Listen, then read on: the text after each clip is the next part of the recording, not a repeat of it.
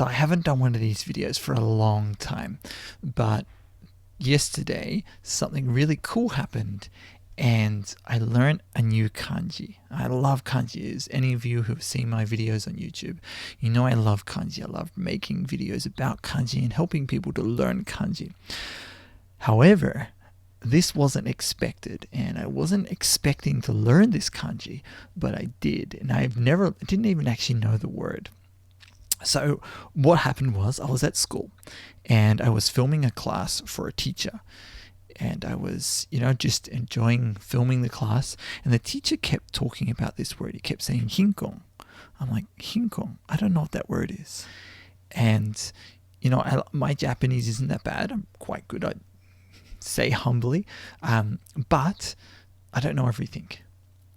And so anyway, I kept listening as I was filming. I was holding the camera, filming this class. And he kept saying, hinkong, hinkong. What is hinkong? And eventually he wrote it on the board. And he wrote it, and the characters look like this. So these are the characters. And as he wrote it, I was like, I know all of those characters actually. There's not one of those characters I don't know. And as I'm writing it, do you know what these characters are? So let's go through them really quickly right now. Now, the two characters, before you even know them together, and one of them I didn't actually know, but I know what all the parts of the characters mean.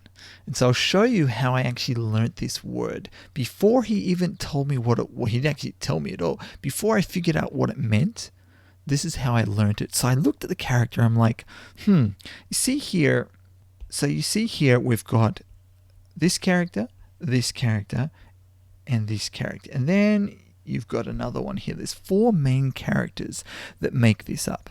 Let's pull them apart. So the first one, we've got fun. Now most of you probably know that as nanpun, toka, 1分, 2分, 30分, etc., right? But it also means wakeru. So wakeru, to divide. I'm like, okay, I get that. Wakeru. And then this one, which is kai, or shellfish, originally used to be used as a type of money. So think of it as okane. So it used to be used as money. I'm like, okay, so okane o wakerarenai. What's that? You cannot people who can't divide money. And they were talking about people. And then I looked at this other one, this one here is probably one of the first characters you ever learned, which is ki, or tree. Yeah, so you learnt the tree. And then this one, first of all, you probably look at it and you think, oh, that's kuchi. This one isn't actually kuni, it's kuchi, it's kunigamae. So it's like kuchi, but bigger. However, when I looked at it, I'm like, let me change colors here. I looked at it and I was like, people who can't separate money and the tree is stuck. It can't keep growing. It's stuck. It's komaru. And that's what this character actually means. Komaru. And this one is mazushi. So you've got mazushikute komatteru. But I didn't know the word mazushi. I knew the word mazushi, but I didn't actually know the character for mazushi. So it's a new one I learned also. And I'm looking at this, I'm like, お金を分けられないで困ってる. They sound like they're either poor or they're in poverty. And as I kept listening into this class, as I kept listening to the teacher as I'm filming, I'm like, he's talking about poverty. He's talking about poverty around the world. I knew he was talking about things around the world, but I didn't know the word hinkong. So together, when you put these together, it's hinkong, which means poverty. So people who are struggling. Isn't that so cool? The kanji itself is super easy. Easily put, you can't separate money because you don't have money and you're stuck. Like the tree, it's stuck in this enclosure and it can't grow any bigger. Poverty. Now, if you think that was easy, it is easy. And that's the cool thing about kanji. It's also a frustration, though, that I have is that people complain all the time. I don't know kanji. I don't like kanji. Kanji's hard. It's not hard. Can you make it visual? Can you make it simple? Do you know the tools or the skills to actually learn it properly? I don't like math. I struggle with math and I don't enjoy it at all. But if I talk to a math teacher, they're like, math's easy.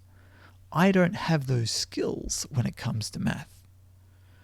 So people who don't like kanji, generally it's because they don't have the skills for learning kanji. So if you're a teacher, or if you're a student and you're struggling to teach your students, or your students are struggling to learn from you, it may be they don't have the skill set you expect them to have, or perhaps you don't have that skill set to properly teach them, or if you're a student, to properly learn. Now, there is a link below in this video. It does go to one of my courses that I offer, that I go through 5 steps you can learn any kanji. It's the Kanji Go method. It's a method I created. I've got workbooks and different things that go with it. It's a course. It does cost money. But you know what? Would you prefer to spend a few dollars, learn a real skill that's going to help you, or would you prefer to just struggle and try and do it for free?